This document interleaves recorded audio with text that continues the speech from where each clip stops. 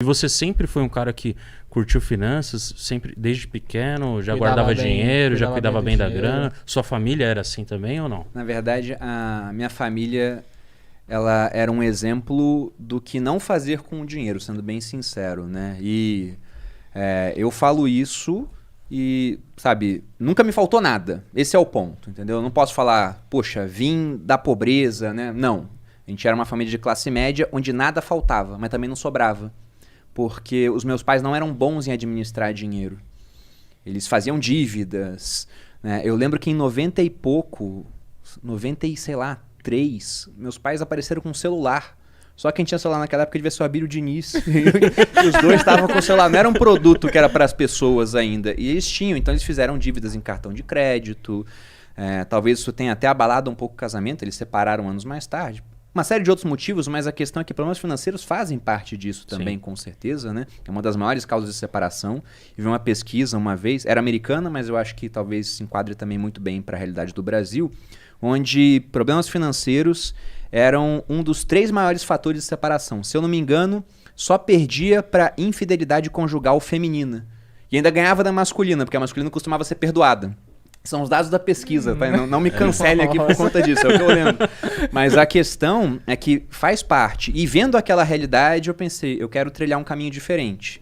Então, na minha adolescência, embora nada me faltasse, eu também não tinha dinheiro para levar uma menina no cinema, por exemplo. Não tinha uma mesada, não tinha nada disso. Então, eu tinha que pedir dinheiro, nem sempre tinha. Até uma das decisões que me levou com 17 anos, querer sair de casa e ir pro exército, fazer o concurso, é porque lá eu ia ganhar um salário de R$ 400. Que na época, era 2006, o ano que eu entrei no exército, já era um dinheirinho. Hoje não seria quase nada, né? Mas com esse dinheiro eu fiz inclusive meu primeiro investimento, com R$ 100. Então, não foi um exemplo do que fazer em casa, foi mais um exemplo do que não fazer. Mas eu era ligado nessa parte de dinheiro, porque a minha avó, por exemplo, ela relembrou uma história de quando eu tinha, sei lá, uns 10 anos. Tinha 11, na verdade, foi em 99, não nasci em 88, que foi o ano onde teve aquela maxi desvalorização do real. Para quem não acompanhou bem essa história, em 94 trocamos de moeda, né? Adotamos o plano real e havia uma paridade de 1 para 1. R$ 1 era igual a $1. Em certos momentos, até o dólar ficou mais barato do que o real. Meu pai é coronel do exército, ele fez uma missão de paz em Angola. E naquela época, Angola era um país que estava se recuperando de uma guerra civil. Você tinha, na média, 2 minas terrestres, 2 explosivos terrestres para cada pessoa em Angola. Ou seja, se você encontrasse um angolano sem uma perna porque ele pisou numa mina, ele tinha uma chance estatística de pisar em outra ainda. Nossa. Era terrível a situação do país. Caramba. E quando ele foi para lá na missão de paz pela ONU, ele ganhava em dólar. Só que ele foi no momento errado. Porque hoje ele ganharia, né? Cada dólar R$ 5. Ele foi quando cada dólar valia 98 centavos de real. Nossa. Foi no pior momento possível. E isso não durou muito tempo, né? Nem tinha como durar tanto tempo. Foi uma forçação de barra aí. E depois da segunda eleição do Fernando Henrique, né? Magicamente acabou a eleição, acabou também essa paridade. Veio uma maxi desvalorização, onde praticamente o real ele foi bater... né? Aliás, o dólar foi bater o patamar de R$ 2. E nessa época... todo jornal que você abria falava disso, dólar, dólar, dólar, dólar, mostrava casos de jogadores de basquete, de futebol que tinham um contrato com os clubes em dólar, então do nada os caras estavam ganhando o dobro pensando em moeda local. Eu ouvi aquilo, minha avó falou que eu comecei a fazer conta falando, no futuro eu vou ter tantos dólares, vou ter não sei o quê. Ela, mas Bruno, nossa moeda é o real. Eu falava, não vó, mas o dólar vale mais. Então já era ligado nessa parte desde pequeno. Só que eu nunca pensei em fazer carreira com isso, assim. Essa paixão pelo mercado financeiro veio quando eu já estava dentro do exército e eu não cogitei sair do exército para fazer isso. Porque eu nem sabia o que eu iria fazer. Eu falei, ok, economia? Mas eu tinha amigos que faziam economia e o cara falava, pô, mas eu não tô aprendendo a investir em bolsa que nem você tá aprendendo aí sozinho. Então não fazia muito sentido, né? Mas é de longa data. Na verdade, tipo, meio que uma aversão do que a sua família fazia. Foi um comportamento contrário. Mano, não vou querer ter dívida, não vou querer ficar duro e vou fazer meu dinheiro e guardar. Isso é legal porque, por exemplo, no meu caso também, meus pais nunca tiveram um bom controle financeiro. Sempre estourava cartão. Eu lembro uma época que minha mãe tinha 6 cartões, mano. Desnecessário, né? Pra quê, tá ligado? E eu sempre via isso, mano. Eu não vou ter essa mais vida. corda pra se enforcar, né? É mais corda, é cartão, é cheque especial. Infelizmente, no Brasil é normal, né? Algo que não deveria ser. As pessoas acabam se acostumando a ter o saldo negativo, a não sobrar nada no fim do mês. Claro que tem gente que passa necessidade, que é complexo, mas tem gente que não deveria passar e passa. E fica muitos anos nessa linha de Viver com o que tem, com pouco e patinando. E isso é uma coisa que eu odeio e eu falei pra mim, mano, desde moleque, eu vou ser rico, eu nunca vou passar por isso. É lógico que no começo, vários erros, né? Mas conforme o tempo foi melhorando. E isso é bem curioso, porque assim, até olhando, né, as ações ali da minha família, né? Porque eu fui criado pela minha mãe e pela minha avó. Ao contrário de eu ver, por exemplo, que o Vinícius citou, né? A minha mãe tinha cartão de crédito, eu vi a minha avó fazendo muito empréstimo, né? Então, consignado, tudo mais, quando ela se aposentou. Eu lembro quando, né, fez uma reforma do banheiro lá em casa. Aí eu falei, vó, mas de onde que saiu esse dinheiro aí que você, né, tá sacando daqui, dali pra pagar pedreiro, comprar material? Não, eu fiz um empréstimo ali na Caixa, depois no BMG, baratinho, né? Não, mas vai pagar quanto? Não, eu vou pagar, já vai descontar direto, né? Então isso é bem real, né? Quando a gente olha os nossos antepassados, assim, né? Entre aspas. Minha avó é a mesma coisa. Que você olha e fala, pô, mas mesmo tendo ali, vamos dizer assim, uma certa previsibilidade de dinheiro, né? No caso da minha avó, da aposentadoria, ainda assim pega o dinheiro e sai gastando como se não houvesse o amanhã, tá ligado? Infelizmente, boa parte dos brasileiros acabam passando por esse tipo de situação. E fazendo uma conexão aqui, né, relacionada à dívida, você já chegou a ter dívida assim, puta, mano, eu não vou conseguir pagar essa conta, puta, mano, meu nome vai sujar, ou algo do tipo? Olha, teve um momento onde eu cheguei a fazer um empréstimo consignado desses, quando eu era militar, porque eu tinha comprado um imóvel na planta, no Rio de Janeiro, pensando que ele iria se valorizar. Você morava no Rio? Morava no Rio nessa época, pensando que ele iria se valorizar. E, na verdade, o imóvel nunca foi entregue. Nossa. Porque a construtora era aquela época daquela bolha imobiliária, né? Brasil vai ter Copa do Mundo, vai ter Olimpíada no Rio, os preços dos imóveis no Rio bombando. Minha mãe era corretora imobiliária, ela chegou para mim e falou, tem uma oportunidade muito interessante para você. É um hotel que vai funcionar como se fosse um fundo imobiliário, né? Ela não sabia o que era um fundo imobiliário direito, mas ela não explicou. Eu falei, isso aí é um fundo imobiliário. Só que não era listado em bolsa. Aí ela falou, pô, o Rio vai ter Copa do Mundo, o hotel vai ficar pronto para a Copa, depois vai ter Olimpíada. Não tem erro. E teve erro. Porque a construtora ela faliu no meio do caminho. Nossa. Então depois teve que ter uma série de aportes para terminar o hotel, mas até hoje ele não está funcionando, por exemplo. Então nessa época, quando eu tinha essa responsabilidade para quitar, eu queria quitar de uma maneira rápida para pagar menos juros, os juros de um consignado eram menores do que os juros de um financiamento feito pela construtora para essa modalidade. Então fui lá, peguei o consignado, era para pagar em 12 meses, eu paguei em 3. Fiz questão de pagar o mais rápido possível, porque os juros que eram baratinhos, que o pessoal fala, né? De fato, o consignado é muito melhor do que o empréstimo pessoal, porque vai descontar no contra-cheque, é melhor do que cheque especial, do que cartão, mas não são juros baixos. A minha avó me falava de juros baixos de 2% ao mês, pô. Que era uma época que o Brasil tinha juros muito mais altos do que hoje. Então eu sabia que não era a melhor coisa para fazer, mas eu pensava que eu iria ter um retorno daquilo vindo do investimento. Só que tem uma máxima que eu uso hoje, que é a de que quem tem dívidas precisa que as coisas deem certo. E eu fiz dívida pensando que as coisas dariam certo, e não deram certo. Então foi um momento de endividamento breve, só que o retorno do investimento não veio. Tá até hoje lá o hotel. Nossa.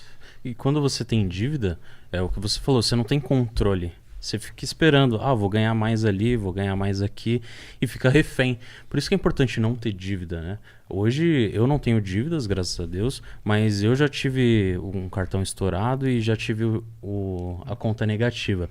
E eu sabia que no mês seguinte toda a renda ia ser para quitar aquilo. Conforme o tempo, você vai ficando de saco cheio, sabe?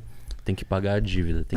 E dívida é um negócio também, né? Quem faz uma dívida, essa pessoa ela tá aumentando o poder de compra dela hoje, em troca de ter um poder de compra menor no futuro. É totalmente o contrário do investidor. O investidor ele ganha hoje um certo dinheiro, ele pega uma parte daquilo, poupa para investir, ou seja, ele está abrindo mão de poder de consumo hoje para ter mais no futuro. Esse cara vai se dar bem, né? O cara que faz a dívida vai acabar se dando mal, pô. Porque ele está aceitando ganhar menos lá na frente. Só que lá na frente, o eu do futuro dele vai ser um cara mais velho, que às vezes agora ele está solteiro, vai estar casado, vai estar com filho, vai estar com uma capacidade laborativa menor ao longo do tempo, né? Depois de um certo momento de auge assim, de parte física e mentalidade, você começa a declinar. provavelmente vai precisar de mais dinheiro porque o custo de tudo vai estar mais alto, porque aqui no Brasil a gente tem uma inflação crescente. Então não é um bom negócio você fazer essa troca hoje. É pensar muito no imediato, abrindo mão do futuro. E infelizmente, como você falou, Vinícius, isso hoje é o normal, mas não deveria ser, né? A gente poderia falar que isso é o comum, mas não deveria ser o normal. Não, isso é uma grande verdade, porque assim, eu lembro a primeira vez, aliás, quando eu descobri o cheque especial, meu Deus do céu, mano, eu fui pagar um boleto da faculdade, né, a faculdade era o quê, uns 600 e pouco, e na minha conta tinha 500 e alguma coisa. Aí eu falei, caralho, eu não vou conseguir pagar. E eu não sei o porquê. Eu falei, eu vou tentar pagar. Vai que passa, né? Não sei porquê, vai que passa. Na fé, né? Na fé, tipo isso. E passou, né? E o pior é que passou, Que porque da hora, eu tinha um né? limite lá. Aí, na hora que passou, aí eu olhei, falei, nossa, pagou. Só que aí eu olhei o saldo da conta. Ah, tá. Tá negativa. Agora tá fazendo sentido. Já tinha uma cobrança diária ou tinha um tipo dia sem juros? Não, era diário já. Era diário? Era.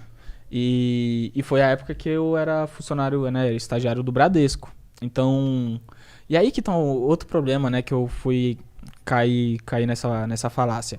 Porque assim, o meu juros, por eu ser funcionário do banco, era menor comparado do cliente normal.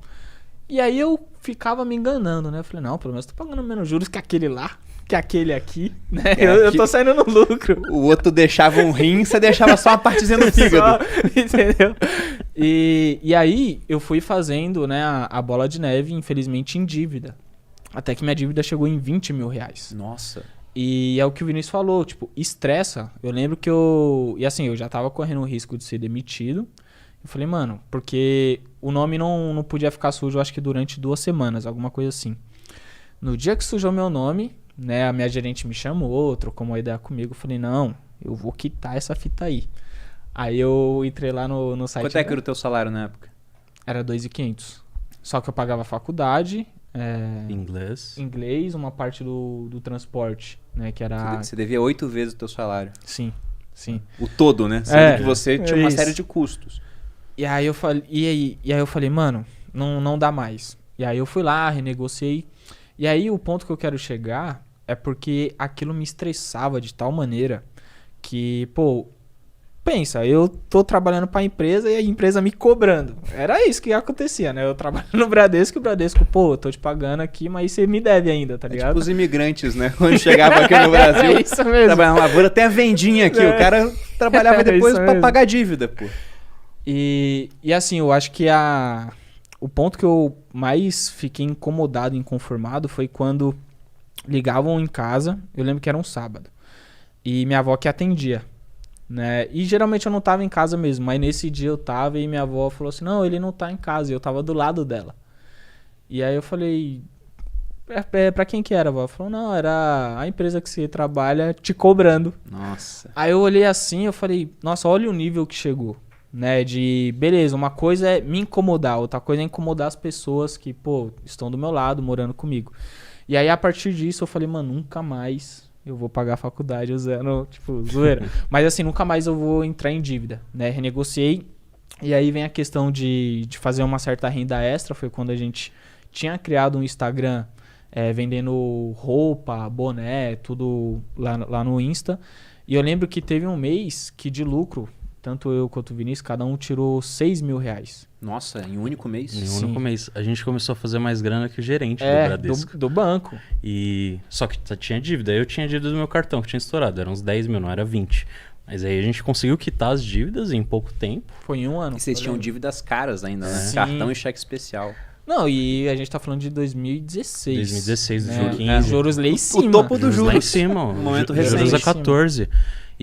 Mas foi, tipo, gratificante saber que a gente conseguiu fazer a grana pra quitar e dar um ponto final. Nunca mais vai ter dívida a partir dali. E foi pelo Instagram também. Pô, internet. A gente criou a loja lá. Tinha um fornecedor de perfumes, roupas, camisetas. O nome era o mais criativo, o nome da loja. MV Outlet. Murilo e Vinícius Outlet. Era isso o nome. Aí a gente vendia pro pessoal do banco, vendia pro... Vocês têm até hoje a loja? Ou... Não. Não, a gente aí fechou. a gente quebrou, né? A gente não diversificou o fornecedor. Aí os fornecedores fecharam numa época aí que... Não, então, porque assim, os fornecedores eram do centro de São Paulo. E não tinha nota fiscal da parada, tudo mais. Aí eu lembro que foi, eu acho que o Dória entrou e fez um arrastão lá no centro, tipo, fechou mesmo. Lacrou, colocou os E policiais. a gente vendia produto original, mas sem nota. Aí o que aconteceu? Aí um dia a gente ligou pro fornecedor, vou querer essa peça, isso aqui. Então, Não tem mais. já era. Eu falei, como assim já era? Perdemos tudo. Se mudou? Não, o Dória fechou tudo. Aí eu falei, nossa, a gente quebrou, cara. Tá ligado? Tipo, não se orgulhando disso. E várias pessoas, eu quero isso, eu quero aquilo. E, mano, não tem. E agora? Tem que achar outro fornecedor. E não achava. E não achava. Aí a gente fechou a loja. Mas eu acho que nesse Mas episódio, quitar nessa as dívidas, experiência, foi um ponto importante que a gente falou, pô, vendendo um produto, um serviço, vai trazer mais dinheiro do que eu vender minha hora. O primeiro start, ali né? foi o start. Lucro foi é antes melhor do que canal. salário. Foi antes do canal. Foi antes do O canal. canal surgiu em 2019. Isso A gente foi em tá falando 2016. Pô, mas foi uma empresa de um significativo sucesso, assim, vender boné e no final cada um ter 6 mil limpo na mão. Sim, Não, a gente vendia de tudo. A gente boné, vendia camiseta calça, de time, tênis. perfume importado. A gente já vendeu até celular, né? Foi, até celular. Pô, Original. então chegou a vender muita coisa. Sim, a Só gente que vendia concentrado em alguns poucos porque fornecedores. a nossa página cresceu bastante. Eu lembro que bateu uns 40 mil seguidores. 40 mil. Bastante. Então vendia bem. E a maioria era correio também. E pros funcionários do Aí, banco. E como a gente era estagiário no Bradesco, então a gente entrava meio-dia no banco. Acordava às 7 da manhã, ia lá buscar os produtos, comprava, deixava no correio e ia trabalhar. Aí tava Tava fácil. fazendo isso todo dia. Aí no dia que eu vi lá, falei, mano, tem 6 mil limpo pra mim, pra ele. O que eu tô fazendo aqui? Aí já deu um desânimo de O Dória trabalhar quebrou no as Bradesco. pernas depois. Mas isso pra mim, né, é um grande ensinamento, porque o que eu mais falo hoje na internet também é, pô, claro que eu sei que cada pessoa tem ali o seu perfil, vamos dizer assim, de trabalhar. Nem todo mundo vai ter um risco, um apetite de vender na internet ou montar um negócio físico. E o cara se enquadra mais ali no CLT, vamos dizer. Só que se o cara tiver, né, pô, vou arriscar um pouco aqui. Por exemplo, pegar uma roupa que não usa mais. Coloca lá no Enjoei, num grupo do Facebook, alguma coisa. Quando ele vê uma outra fonte de renda, vamos dizer assim, né? Um dinheiro entrando, eu acho que dificilmente ele vai ficar ali, né? Não custa pra nada, alguém. né? Postar e vender. Igual, você já vendeu como afiliado no começo, né? Foi. Era vários tipos de produtos? Tinha algum específico? Como eu escrevia sobre negócios e finanças, era e-book de finanças, por exemplo, de pessoas que já tinham nomes grandes naquela época, e eram produtos que ensinavam a mexer com marketing digital. Então, basicamente, foram os produtos que eu tinha como afiliado, porque era sobre o que eu escrevia. E aí depois a gente criou um segundo site que a minha esposa tocava, que era sobre essa parte de alimentação, de exercício. Aí procuramos também produtos afiliados naquela área. Tinha, por exemplo, lá do Rodrigo Polesso, que ele chegou a ter não sei se era o infoproduto ou o e-book mais vendido da internet naquela época. Que era um produto que era um e-book chamado Emagrecer de Vez, né? Vendia pra caramba. Então procuramos afiliação para poder vender também. E foi assim, né? Por esses caminhos. Não é que aquilo vai resolver a tua vida, mas às vezes você vê um negócio e fala, nossa, eu vou tentar isso aqui. E nessa tentativa você aprende algo que vai resolver a tua vida depois. Sim. Porque eu tenho certeza que no caso de vocês, aconteceu isso comigo também, quando vocês viram, dá pra ganhar dinheiro com esse negócio aqui de rede social. Não Isso saiu da muda mente. uma chave, Nossa. né? Vocês estavam ganhando, sei lá, né, 12 mil ali líquido de lucro. De repente, acabou o negócio. Mas vocês sabem, poxa, Sim, agora eu vou voltar pro banco para ganhar 2.500, sendo que aqui a gente ganhou 12 e poderia ganhar, sei lá, 120 se o tempo decorresse e o negócio crescesse. Então, são momentos de virada também. Até pegando o Tim Ferriss novamente, esse momento que você teve com a sua avó, né, ela falando que você não estava em casa, ele chamou em um outro livro dele, o Trabalho 4 Horas, o 4 Horas para o Corpo, que é um livro que ele fala sobre alimentação. Com tanto tempo livre que ele mudou de nicho, né? E ele citou o caso de um empresário que, segundo as palavras do próprio empresário, passou por um momento Harajuku. O que era isso? Esse cara viajou para o Japão, naquelas experiências, né? Você pega um monte de empresário, bota num avião, vamos no Japão ver como é que as empresas lá se comportam. Era um cara americano. E no Japão tinha um bairro que vendia roupas. E aparentemente eram roupas boas por um preço baixo, chamado Harajuku. E ele foi nesse bairro junto com os outros empresários, só que ele estava muito acima do peso. E ele não via problema nisso. Só que quando ele começou a entrar nas lojas, ele via que nada ficava bom nele. Aí teve um momento onde ele não quis mais entrar numa loja e um dos empresários falou pra ele, você não vai entrar nessa pra provar? Ele falou, não, nada que eu provo fica bom em mim. Ele falou que nessa hora ele se deu conta assim e falou, poxa, isso aqui é um problema. Eu tô deixando de acompanhar outras pessoas, eu tô simplesmente me colocando como uma vítima de circunstâncias que eu mesmo controlo, né? Se isso é um problema, então vamos resolver. Ele falou que depois disso ele começou a se alimentar melhor, começou a fazer exercício, deu um estalo na cabeça dele. E aí no livro tem a foto do antes e depois dele, né? Ele antes acima do peso, depois ele bem magrinho. E aí ele começa o trabalho 4 horas para o 4 horas para o corpo, contando aí depois de fórmulas que ele descobriu, né? Mas cita essa história.